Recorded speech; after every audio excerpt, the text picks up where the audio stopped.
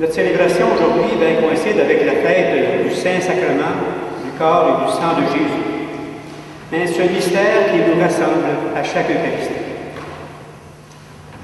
Oui, au jour de la multiplication des pains, Jésus parlait du règne de Dieu à la foule et il guérissait ceux qui en avaient besoin. Rassemblés autour du Christ pour qu'il nous parle au cœur, reconnaissons notre besoin d'être guéris et invoquons sa miséricorde. Seigneur Jésus, tu rassembles ton Église pour qu'elle soit écoute et parole et fasse mémoire de toi. Prends pitié de nous.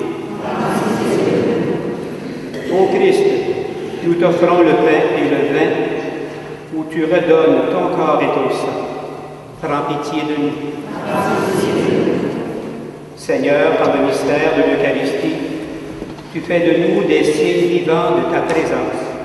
Prends pitié de nous.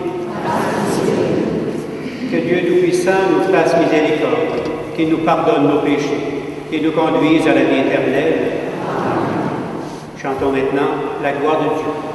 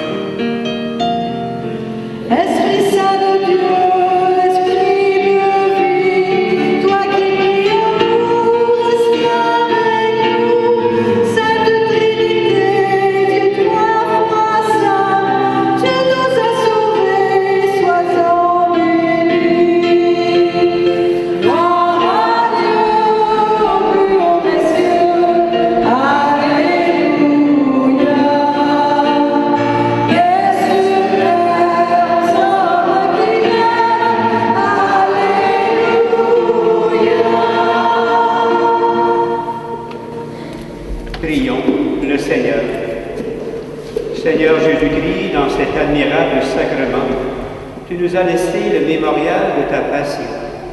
Donne-nous de vénérer d'un si grand amour le mystère de ton corps et de ton sang, que nous puissions recueillir sans cesse le fruit de ta rédemption. Toi qui vis et règnes pour les siècles des siècles. Amen. Veuillez vous asseoir.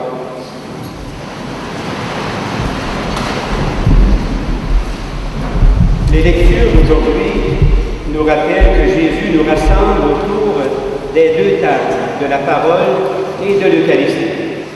Et ces deux tables vont nous ouvrir à une troisième table, celle du partage.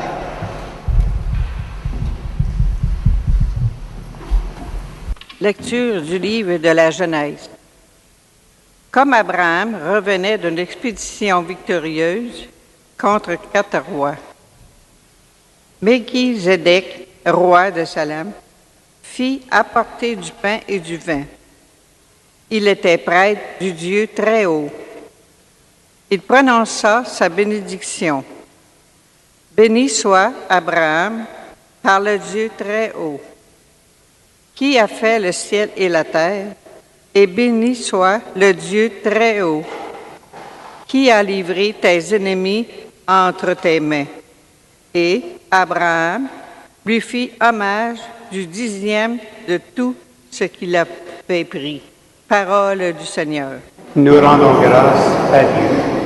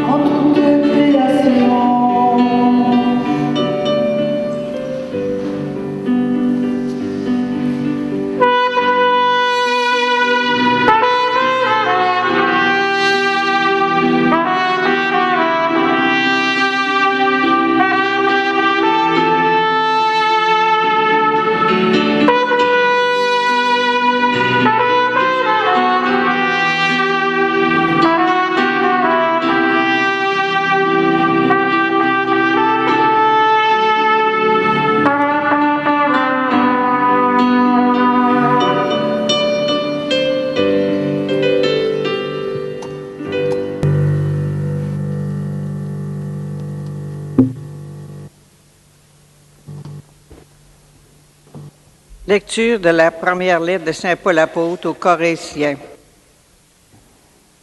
Frères, moi, Paul, je vous ai transmis ce que j'ai reçu de la tradition qui vient du Seigneur. La nuit même où il était livré, le Seigneur Jésus prit du pain, puis, ayant rendu grâce, il le rompit, il le dit. Ceci est mon corps qui est pour vous. Faites cela en mémoire de moi. Après le repas, il fit de même avec la coupe en disant, cette coupe est la nouvelle alliance en mon sang. Chaque fois que vous en boirez, faites cela en mémoire de moi. Ainsi donc, chaque fois que vous mangez ce pain et que vous buvez à cette coupe, vous proclamez la mort du Seigneur jusqu'à ce qu'elle vienne. Parole du Seigneur. Nous rendons grâce à Dieu.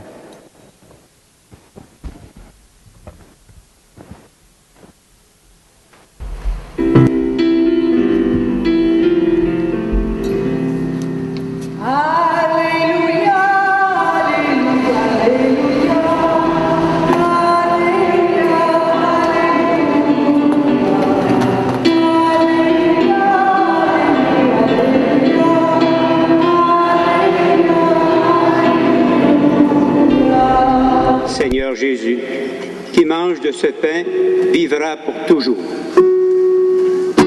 Alléluia, Alléluia, Alléluia, Alléluia, Alléluia, Alléluia, Alléluia, Alléluia, Alléluia. Le Seigneur soit avec vous. Évangile de Jésus-Christ selon saint Luc. Gloire à toi, Seigneur.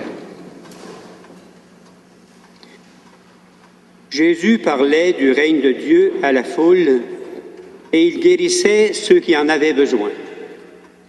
Le jour commençait à baisser. Les 12 s'approchèrent de lui et lui dirent « Renvoie cette foule, ils pourront aller dans les villages et les fermes des environs pour y loger et trouver de quoi manger. Ici, nous sommes dans un endroit désert. » Mais il leur dit, « Donnez-leur vous-même à manger. » Ils répondirent, « Nous n'avons pas plus que 5 pains et 2 poissons, à moins d'aller nous-mêmes acheter de la nourriture pour tout ce monde. » Il y avait bien 5000 hommes. Jésus dit à ses disciples, « Faites-les asseoir par groupe de 50. » Ils obéirent et firent asseoir tout le monde. Jésus prit les 5 pains et les 2 poissons, et levant les yeux au ciel, il les bénit, les rompit et les donna à ses disciples pour qu'ils les distribuent à tout le monde. Tous mangèrent à leur faim, et l'on ramassa les morceaux qui restaient. Cela remplit 12 paniers. Acclamons la parole de Dieu. Louange à toi, Seigneur.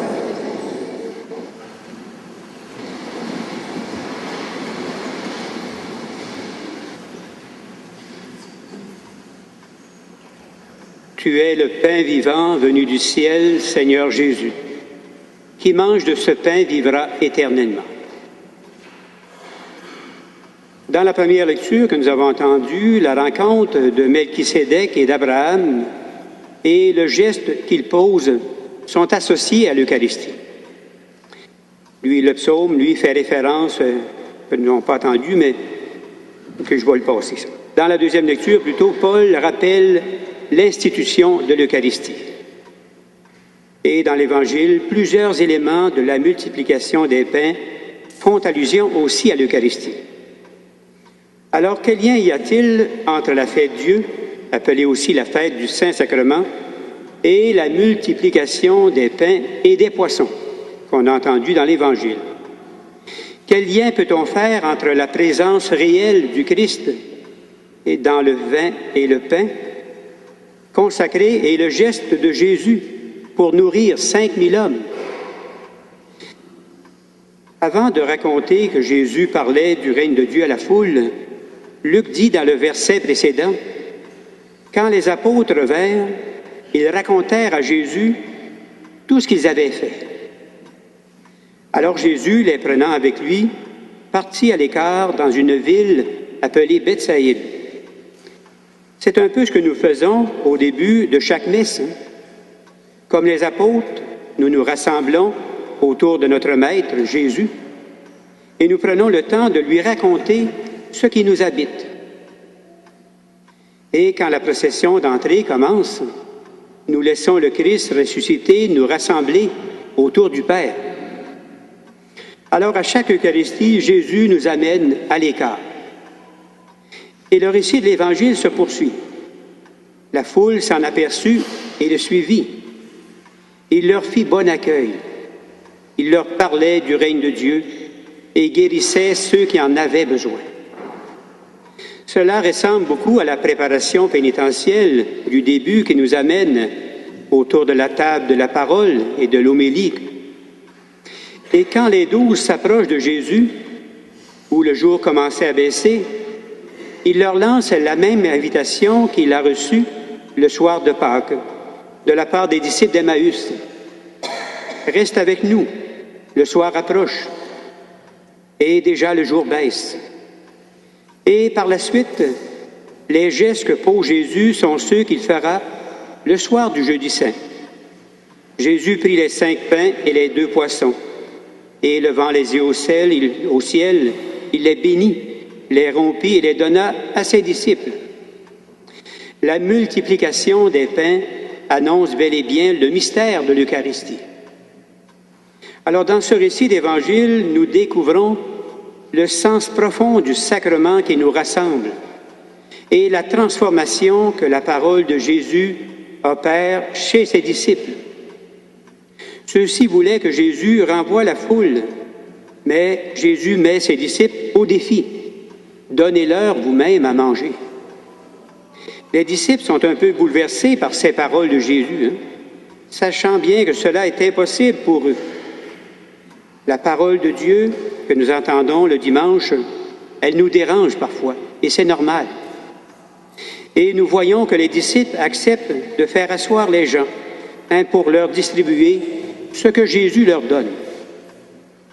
Et voilà le miracle qui s'accomplit et le nouveau peuple de Dieu. 12 tribus, 12 paniers, et 12 le peuple de Dieu qui a été nourri à satiété. Jésus a eu besoin de la collaboration des disciples, et ceux-ci aussi ont eu besoin que Jésus les envoie, afin que le sacrement de l'Eucharistie que représente la multiplication des pains s'accomplisse. Et encore aujourd'hui, l'Eucharistie construit et nourrit le nouveau peuple de Dieu. Et cette construction ne repose pas seulement sur des mots. Paul le rappelle dans la deuxième lecture que nous avons entendue. Chaque fois que vous mangez ce pain et que vous buvez à cette coupe, vous proclamez la mort de Jésus jusqu'à ce qu'il vienne. Et comme Jésus l'a fait, nous venons parler du règne de Dieu en parole et en acte. Et l'Eucharistie nous renvoie à proclamer l'Évangile, partager cette bonne nouvelle. La célébration de la messe, on peut dire, est comme la source de ce qui suivra, au service d'un monde plus humain, une ouverture aux espaces de réconciliation, de partage, de combat contre la violence et pour la paix aussi surtout. Chacune de nos célébrations, on peut dire, est une transformation de notre communion eucharistique en communion fraternelle. Oui, la table de la parole et la table de l'Eucharistie nous conduiront ainsi à la table de la fraternité. La fraternité, c'est quelque chose qui se vit avec les pompiers. C'est quelque chose que vous vivez à chaque jour. Être au service des gens pour protéger les gens contre les incendies. C'est de la fraternité que vous vivez, du partage aussi, un combat constant. Oui, la table de la parole et de l'Eucharistie nous conduiront, bien sûr, je me répète, à la table de la fraternité. Donnez-leur vous-même à manger. C'est ça qui se produit. En nous laissant toucher par les faims et les soifs de nos frères et sœurs, nous sommes invités par Jésus à leur donner le peu que nous avons. Et rappelons-nous, en terminant, que nous recevons ce que nous donnons et nous donnons ce que nous recevons. Amen.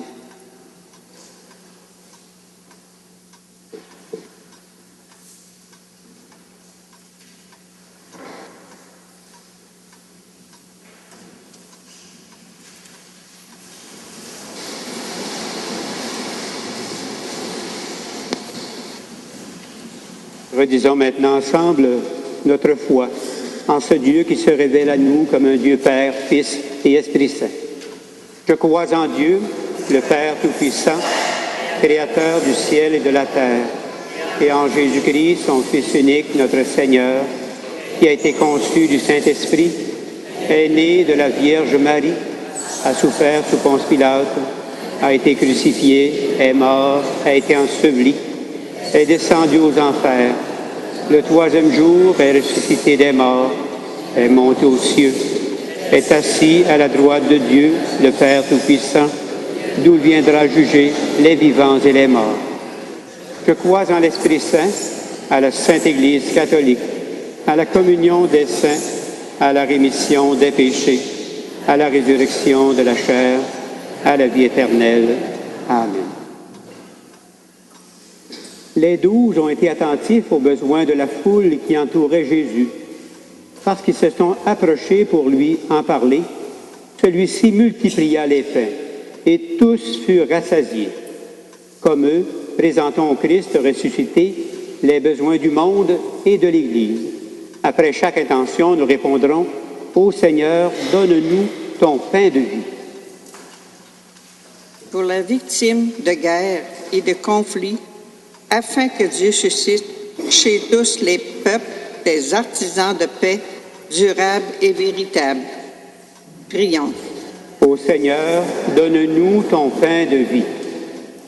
Pour les hommes et les femmes qui ne connaissent pas encore le Christ, afin que nous puissions leur annoncer la mort et la résurrection du Christ, prions. Ô Seigneur, donne-nous ton pain de vie.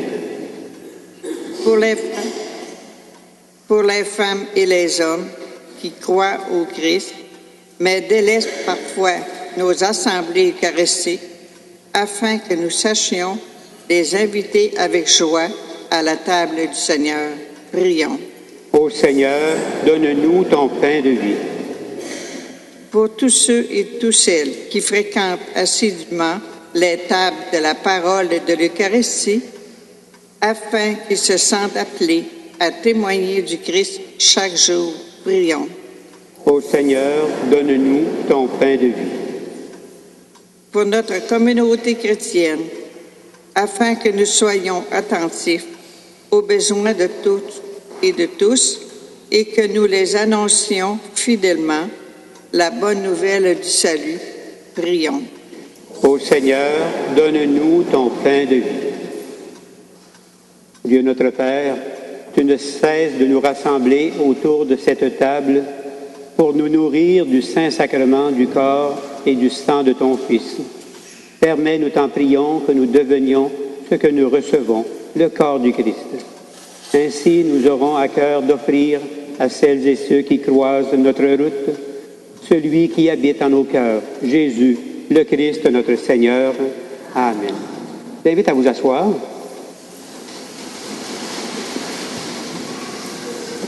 Et j'invite maintenant Serge Blier, je pense qu'il est désigné pour quelque chose qu'il va lire, moi aussi.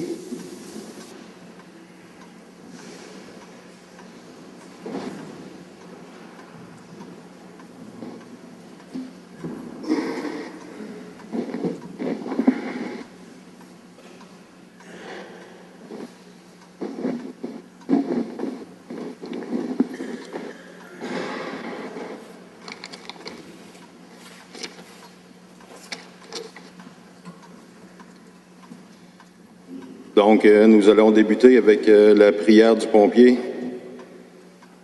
Quand le devoir m'appelle, Dieu mon ami, et que les flammes sans pitié ravagent, donne-moi la force de sauver des vies, et surtout de ne jamais perdre courage. Avec toi, j'atteindrai avant qu'il ne soit trop tard le petit enfant blessé, le malheureux vieillard. Qu'il me soit permis, dans ta générosité, de leur épargner l'horreur de cette destinée. Puisqu'en tout temps il me faut être alerte, je t'en prie, Seigneur, guide tous mes gestes. Dans le tumulte infernal de l'incendie, fais-moi entendre le plus faible des cris. C'est avec gloire que je remplirai ma destinée. Sauver des vies, n'est-ce pas le plus beau des métiers? C'est alors que je serai fier d'avoir aidé mon prochain.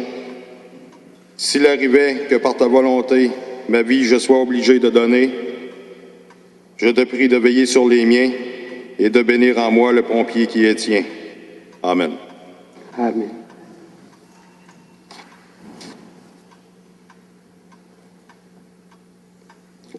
Nous allons maintenant procéder à l'appel des pompiers. Je vous demanderai, s'il vous plaît, de répondre présent à l'appel de votre nom. Capitaine Yves Provencher. Pompier Julie Dubois. Capitaine Jocelyn Pilote. Pompier Louis Richard. Lieutenant Bruno Gosselin. Directeur Mario Gagné. Directeur Mario Gagné. Directeur Mario Gagné. Drapeau en berne, s'il vous plaît.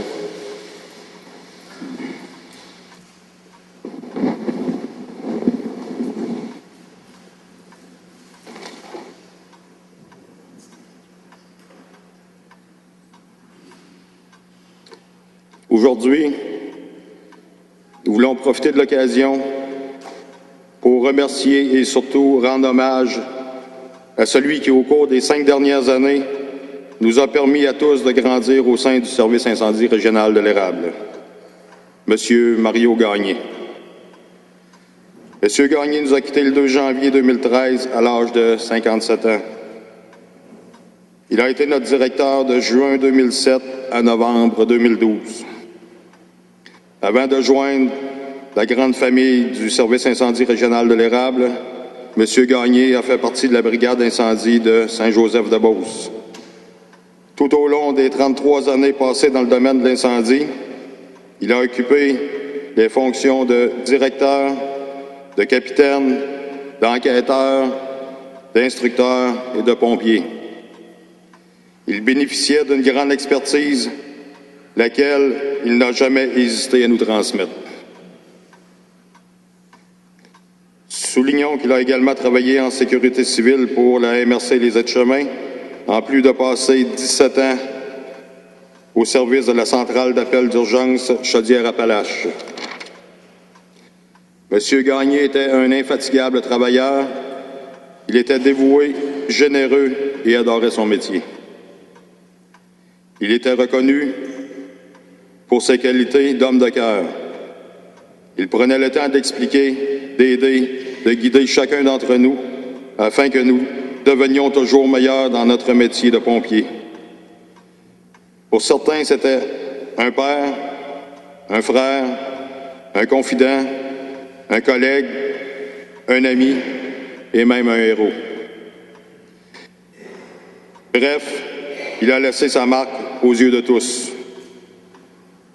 En guise de conclusion, permettez-moi de vous dire, Monsieur le directeur, 101 fois merci.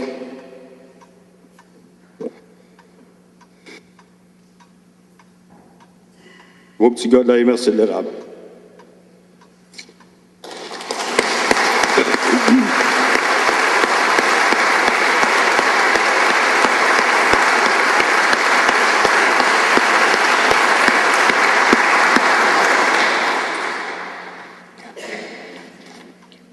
Merci beaucoup, Serge, pour ce bel hommage que méritait Mario grandement.